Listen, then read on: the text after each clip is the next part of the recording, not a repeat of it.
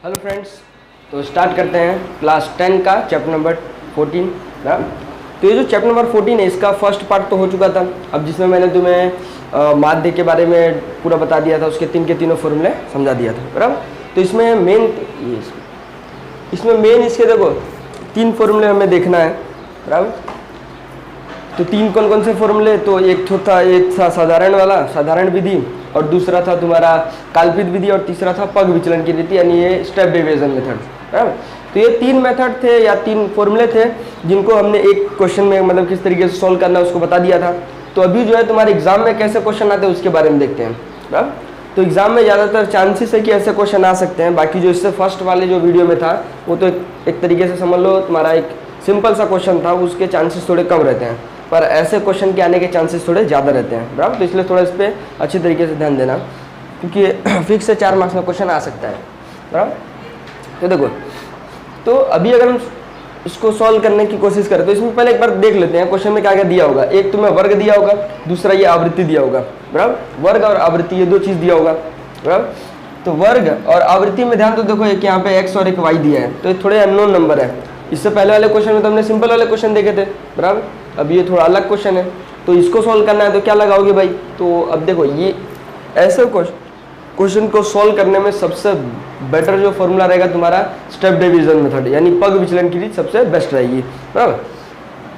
तो जैसे देखो इसमें, तो अब ये भी एक थोड़ा ये होता है कि भाई कौन सा कि इसमें जो अननोन नंबर दिया हुआ है तो इसके लिए क्या अगर किस तरीके से हम सॉल्व करना चाहें तो फिलहाल इतना अगर ध्यान देना कि ऐसा कोई भी क्वेश्चन आएगा ना तो 100% 2 चीज़ तो फिक्स तुम्हें दिया होगा, बराबर। वो 2 चीज़ क्या दिया होगा कि हमारा टोटल आवृत्ति कितना होगा, है ना, टोटल फ्रीक्वेंसी कितना होगा, एक ये दिया होगा यानी n दिया होगा, है ना, इसी को हिंदी में अवलोकन कहते हैं। तो अवलोकन दिया होगा, और दूसरा क्या दिया होगा, तो दूसरा इसका इस टोटल का जो हमें निकालना होगा ना। अब जस्ट एज्यूम करो हम माध्य वाला हम सॉल्व कर रहे थे ना, तो इसका हमें क्या निकालना है, माध्य निकालना होगा, बराबर। तो माध्य निकालना होगा, तो माध्य निकालना है तो भाई माध्य भी दिया होगा हमें क्वेश्चन में, क्योंकि अगर x और y निकालना है, अननोन नंबर निकालना है, तो ये फिक्स है कि तुम्हें माध्य की वैल्यू इसमें दिया ही होगा, बराबर। तो ये चीज़ ढूंढ एक बार देख लेना क्वेश्चन में। तो फिलहाल मैं तो तुम्हें यहाँ डायरेक्ट लिख देता हूँ कि माध्य कितना दिया है, 22.12 इसमें क्वेश्चन में दिया हुआ है, बराबर। तो इसको अभी सॉल्व करना है, तो चलो स्टार्ट करते हैं। चलो, तो सबसे बेस्ट फॉर्मूला कौन सा रहेगा, पग विचलन यानी स्टेप डिवीजन मेथड, बराबर। स्टेप डिवीजन मेथड क्या होगा, x बार बराबर a plus sigma F I U I upon में सिग्मा एफ आई इंटू में h, बराबर। यही फॉर्मूला था, बस इसी के हिसाब से सॉल्व करते हैं। तो फिलहाल देखो, आवृत्ति मिल गई हमें वर्ग चिन्ह बनाना पड़ेगा, मतलब एक्स आई बनाना पड़ेगा। एक्स आई बनाना बता दिया था कि इन दोनों को जोड़ के 2 से डिवाइड करो, तो 4 को 2 से डिवाइड करो कितना होगा, 2, 9 और 5 14, 14 को 2 से डिवाइड करो कितना होगा, 7। यानी ओवरऑल अगर ध्यान से देखो तो सब में गैपिंग कितने की दिखाई दे रही है, 5-5 की गैपिंग दिखाई दे रही है। 5 से 9 5-5 की गैपिंग है, बराबर। तो जब इसमें 5-5 की गैपिंग है तो बस कुछ मत करो, आगे 5-5 वैल्यू बढ़ाते जाओ, बराबर। 5 वैल्यू इसमें क्या करो, बढ़ाते जाओ। तो 2 इसमें 5 बढ़ा 7, इसमें 5 बढ़ाओ 12, इसमें 5 बढ़ाओ 17, इसमें 5 बढ़ाओ फिर 22, फिर 5 बढ़ाओ 27, फिर 5 बढ़ाओ 32, फिर 5 बढ़ाओ 37, फिर 5 बढ़ाओ 42, खाली 5-5 की वैल्यू बढ़ाते जानी है, ओके। अब नेक्स्ट क्या होता है कि इसमें से हम एक वैल्यू एज्यूम करते हैं, ये a है ना, एक वैल्यू एज्यूम करते हैं। तो कौन सी वैल्यू इसमें एज्यूम करेंगे, तो उससे पहले हमने क्या देखा था, सबसे बीच वाले को, तो 1 2 3 4 5 6 7 8 9, तो क्या बीच वाला, यानी कि बीच वाला कौन, 4 ऊपर 4 नीचे, ये वाला ले लें, तो नहीं। ऐसे क्वेश्चन में थोड़ा ध्यान देना है। तो जब भी कभी अननोन नंबर दिखे ना, अननोन नंबर वाला, तो अननोन नंबर वाले में बीच में मत देखो कि बीच में क्या है, बस खाली ये देख लो कि अननोन नंबर कौन सा है। तो ये अननोन है और ये अननोन है, तो दोनों में से किसी भी एक लाइन को तुम मान सकते हो, बराबर।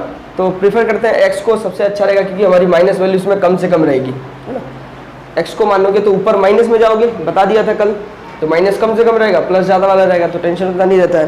तो एक काम करते हैं, हम इसी को a मान लेते हैं, है ना, ये x वाले को, तो इधर हम क्या मानेंगे, a मान लेते हैं, बराबर। तो फिर उसके बाद क्या करोगे भाई, एक्स आई मिल गया, तो तुम्हें बताया था यू आई, देखो एफ आई हमारे पास पहले से दिया हुआ है, ये वाला। आवृत्ति देखो हमें टोटल करके दे दिया है कितना, 125, बराबर। आवृत्ति हमें टोटल इसमें दे दिया है। और ध्यान दो, तो एक चीज़ इसमें फोकस करो कि अगर तुम इसको टोटल करोगे तो ये 125, तो हमें डायरेक्ट तो हम नहीं कह सकते 125 कैसे आया, तो कितना आया होगा, अगर जोड़ो तो कितना होगा देखो, 6 2 8, 8 और 8 1 9, 9 29। चलो ऐसे नॉर्मली देख लेते हैं, 6 2 8, 8 1 9, 9 और 5 14, 15 16, 16 और 16 4 20, 4 24, 24 3 27, 27 किधर लिखूँ मैं, चलो इस साइड लिख देता हूँ। 27 के साथ आएगा कैरी आएगा 2, 2 2 4, 4 3 7, 7 1 8, कितना आया 87, बराबर 87। और एक x होगा और एक y होगा, प्लस x प्लस y, यही हमें क्या मिलेगा, n मिलेगा, है ना। n हमें इतना ही मिलेगा, यानी ओवरऑल चलो सिग्मा एफ आई कह लेते हैं, बराबर। सिग्मा एफ आई कितना मिलेगा, 87 प्लस x प्लस वाई, यही मिलने वाला है, इसके अलावा कुछ और तो नहीं मिलेगा ना। देख लो एक बार, जोड़ लेना खुद से भी, बराबर। चलो ये हो गया हमारा। फिर उसके बाद क्या करोगे, ui निकालोगे। तो ui के लिए एक अलग सा कॉलम बना लेते हैं। ui के लिए बता दिया था तुम्हें, है ना, क्या करना है, कुछ नहीं करना है। ये जिसको माने वहाँ 0 लो, ऊपर माइनस गिनती, नीचे प्लस गिनती, बराबर। इतना तो कर ही सकते हो, बराबर। फिर उसके बाद क्या है, ui से कोई लेना देना नहीं, हमें चाहिए fi ui। तो बस fi ui का है, ये fi होगा और ये ui होगा, इनको मल्टीप्लाई करके एक नया ग्रुप बना दो इसमें, हाँ, एक नया ग्रुप बना दो। तो चलो नाम दे देता हूँ fi ui, मल्टीप्लाई करो। तो 3 और 3, 3 3 का 9, -9, 8 दूनी 16, -16, 12 कम 12, -12, ये 0, और 35 से कम 35, 21 दूनी 42, 3y, 6 चौक 24, 5 दूनी 10, बराबर। ये सब प्लस वैल्यू, ये सब माइनस वैल्यू। अब देखो अब क्या करोगे, तो जितना हो सके कट करने की कोशिश करते हैं, नहीं तो एक काम करते हैं पहले माइनस वाले को जोड़ लेते हैं, बराबर। फिर अपने आप नॉर्मली माइनस कर देंगे। कितना होगा, 6 2 8, तो इस साइड सॉरी 9 9 2 11, बराबर। 11 6 16, 16 की सॉरी 11 6 17, 17 के साथ हासिल आएगा 1 1 1 2 1 3, 37 आएगा, वो भी माइनस में, बराबर। -37 इस साइड आएगा। इसको सॉल्व कर लेते हैं। इसका कितना आ रहा है भाई, तो देखो सॉल्व करने की क्या जरूरत, 35 इधर है, 37 है, कट पीट कर दो, बचेगा अभी 2 बच रहा है, 2 इसमें से काट दो, यानी इधर 40 बचेगा, है ना। इधर कितना बचा, इधर 40 बचेगा। तो 40 10 50 60 70, 70 4 74 प्लस 3y, यही होगा 74 प्लस 3y। एक बार फिर से चेक कर लेते हैं भाई, नहीं कि मिस्टेक ना हो जाए। तो देखो 9 6 15, 15 16 17 के साथ हासिल आएगा 1 2 3, यानी 37 इधर हो गया, 35 इस साइड है, 35 से कट कर दो, बचेगा 2 अभी, है ना। 2 बचेगा, इसमें से 2 काट दो, 40 इधर बचा, 40 10 50 60 70, 70 4 74, 74 प्लस 3y, बराबर। तो तुम्हें जो जिस तरीके से पसंद हो, तुम चाहो तो प्लस वाले को पहले जोड़ लो, उसमें से इसको घटाओ, तुम्हारी मर्जी, एज ओ विश, बराबर। तो ये मिल गया हमें fi ui। यहाँ तक में कोई डाउट, चलो बहुत सही, यहाँ तक अगर नहीं डाउट है तो अच्छी बात है। बस वैल्यू पुट करते जाओ, एक ही जगह ए रखो, fi ui वो रखो, बस रखते जाओ। उससे भी पहले एक चीज़ ये कर लो, देखो इसका पहले हम निपटा देते हैं। क्या निपटाएंगे, देखो इधर तो हमारे पास n की वैल्यू हमने अभी जस्ट कितना निकाला था, 87 प्लस x प्लस वाई, ये निकाले थे, है। और क्वेश्चन में दिया भी है कि इसकी आवृत्ति टोटल कितनी है, 125 है। मतलब मैं यहाँ पे n की जगह 125 लिख सकता हूँ, है ना। 87 को यहाँ माइनस कर दो, बराबर। 125 में से 87 माइनस कर दो, 125 माइनस में 87, x प्लस, दिखाई दे रहा है कि नहीं दिख रहा, बहुत छोटा लग रहा है इससे अक्षर, चलो कोई बात नहीं। तो इसमें से क्या माइनस करो, 125 में से 87 को माइनस कर दो, तो यहाँ पे 8, इधर में 1 बचेगा, यानी 11, तो 38 हो जाएगा इस साइड, बराबर। 38 equal to x plus y, बराबर। यहाँ तक में कोई डाउट, इक्वेशन दे दो 1। चलो ऐसे कोई भी क्वेश्चन हो जो 2 अननोन नंबर दिखाई दे, तो पहला काम ये कर ही दो, इसका काम आगे आएगा, अभी तो फिलहाल इसका कुछ काम नहीं है, आगे आएगा काम इसका। चलो तो ये हो गया। अब उसके बाद हम जो पढ़े थे वो फॉर्मूला में वैल्यू पुट करते हैं। तो देखो हमें एक्स बार दे दिया है, कितना दिया है, 22.12, तो एक्स बार की जगह लिख देते हैं 22.12। इस साइड कितना है, ए हमारा कितना होगा, ए हमने बगल वाले कितना माना है इसको, 17, तो ए को लिख दो 17 plus sigma fi ui, fi ui क्या है 74 प्लस 3y बटे में fi कितना, टोटल कितना दिया है 125, तो लिख दो यहाँ पे 125 और मल्टीप्लाई करो h से। तो डिफरेंस कितने का है, 0 से 4, 0 1 2 3 4, 5 का डिफरेंस है, तो 5 लिख दो यहाँ पे, बराबर।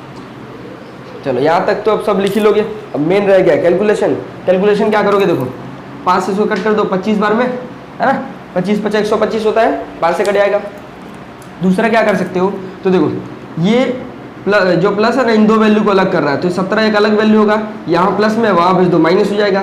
तो 22.12 में 17 घटा दो, इस साइड क्या बचेगा 74 + 3y बटे में 25 बराबर। देखो 22.12 में से 17 घटाओ, यानी 22 में से 17 घटाओ, ओवरऑल 5 बचेगा, 5.12 बचेगा। इस साइड 25 जो डिवाइड में वहाँ ले जाओ तो मल्टीप्लाई में हो जाएगा। इस साइड कितना आएगा 74 + 3y। यहाँ तक में कोई डाउट? चलो बहुत सही। तो 512 सोचो कि ये 512 है, 512 को 25 से मल्टीप्लाई करो तो 25 लगभग कितना होगा 12800, हाँ कितना होगा 12800। अब दो संख्या के बाद पॉइंट लगा दो, यानी 128 हो जाएगा। अब मल्टीप्लाई खुद से कर लेना। देखो 512 को 25 से गुणा करो, इतना आ जाएगा 12800। अब क्योंकि यहाँ पॉइंट के बाद दो संख्या है इसलिए हमने 2 पॉइंट लगा दिया, 1 2 2 पॉइंट लगा दिया, बात खत्म। इस साइड कितना है 74 + 3y है। देखो ये पॉइंट के बाद जीरो, इसकी कोई वैल्यू नहीं, मतलब समझ लो 128 है, और 74 यहाँ प्लस में वहाँ लेके आओ माइनस हो जाएगा, तो 128 - 74 बराबर में 3y बराबर। अब घटा लेते हैं, 8 में से 4 घटाओ कितना बचेगा 4। अब 12 में से 7 घटाओ कितना बचेगा 5 बटे में 3y, ऐसे कुछ बचेगा, है ना। 128 में से 74 घटाओ बचेगा 54। अभी रह गया y निकालना है, तो y कैसे निकालोगे भाई, 3 यहाँ मल्टीप्लाई में, यहाँ ला दो डिवाइड में हो जाएगा, तो 53 देखो यहाँ मल्टीप्लाई, यहाँ पे आ गया डिवाइड में। अब 54 को 3 से डिवाइड करो, 18 × 3 = 54 होता है, तो कट जाएगा 18 बार में। तो y हमें कितना मिला 18, समझ में, y कितना मिला 18। हमारे पास इक्वेशन 1 दिया हुआ है, तो लिख दो यहाँ पे यूजिंग इक्वेशन 1, है ना।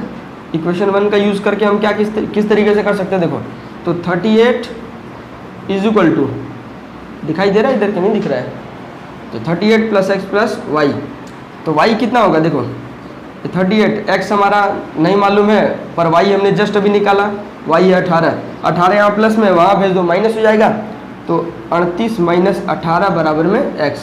तो वैल्यू कितना मिलेगा, देखो x बराबर 38 में से 18 घटाओगे 20, तो लो मिल गया, y भी मिल गया x भी मिल गया। बस हमें यही सॉल्व करना था, यहाँ तक में कोई डाउट? चलो तो ये तो हो गया हमारा किस तरीके से मीन निकालना है। अभी उसके बाद देखो, इससे पहले वाले वीडियो में तुम्हें बहुलक निकालना बता दिया था, मोड के बारे में बता दिया था, है ना।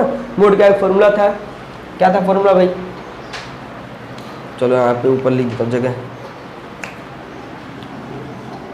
छोड़ो ना इसको, पहले इसको स्क्रीनशॉट ले लो, उसके बाद समझाता हूँ क्या चीज़ है। चलो वीडियो पॉज करके लिख लो इसको। ओके अब आगे देखते हैं हम इधर। चलो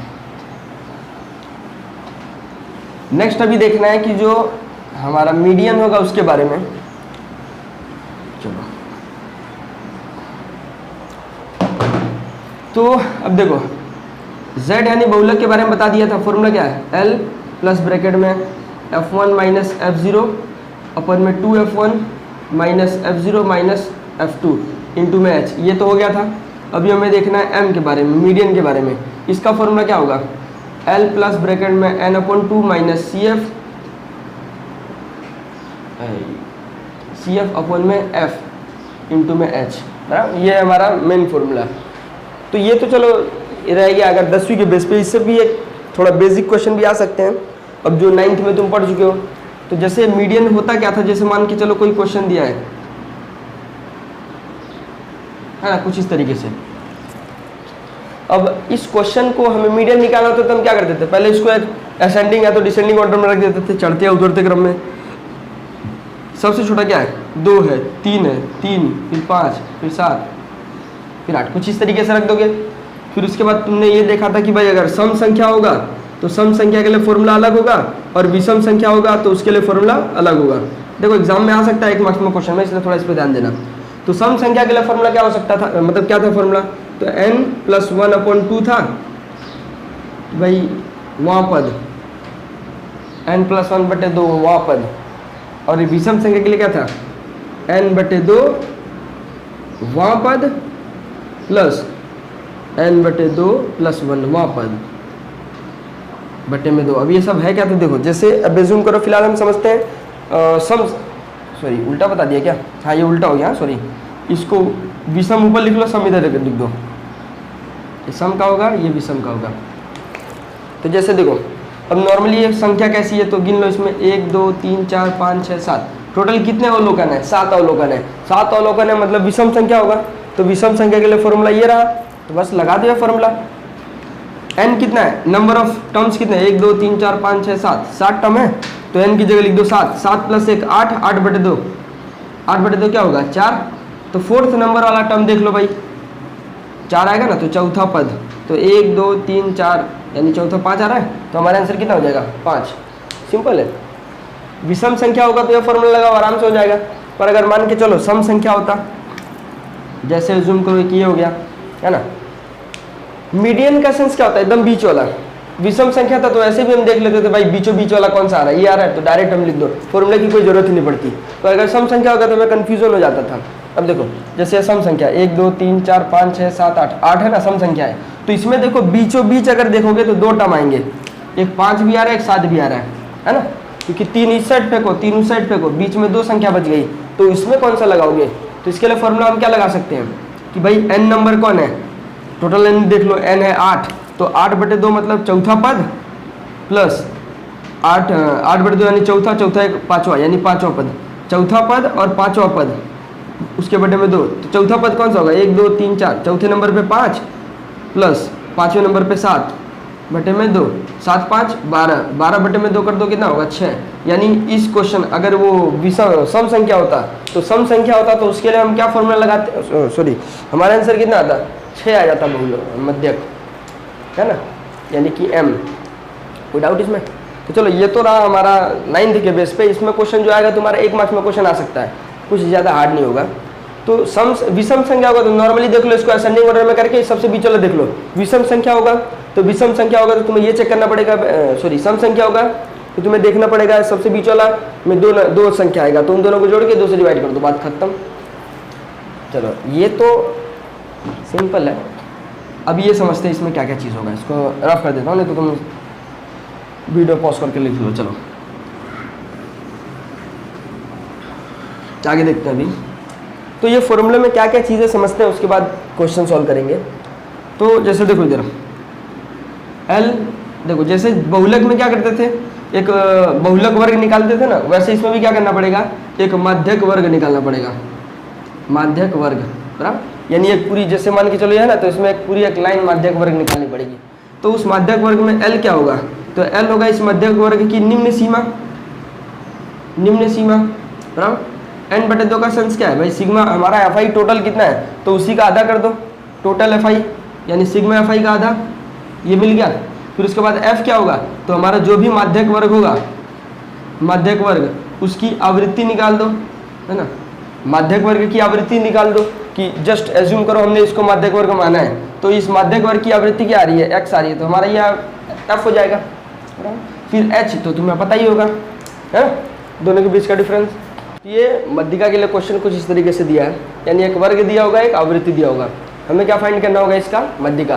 तो मध्यिका का फॉर्मूला क्या बता दो तुम्हें, तो मध्यिका का फॉर्मूला यानी कि m बराबर L प्लस ब्रैकेट में n/2 माइनस CF अपॉन में F मल्टीप्लाई H, बराबर। तो इसमें जो था देखो CF के बारे में नहीं बता था तुम्हें, तो CF जो होगा, CF एक्चुअल में क्या होगा, तो ये जो आवृत्ति है ना, CF को हम बोलते हैं संचयी आवृत्ति, बराबर। CF को हम क्या बोलते हैं, संचयी आवृत्ति। ओके चलो क्या हुआ भाई कौन सा कपड़ा, उधर ही होगा, जाओ देखो उधर।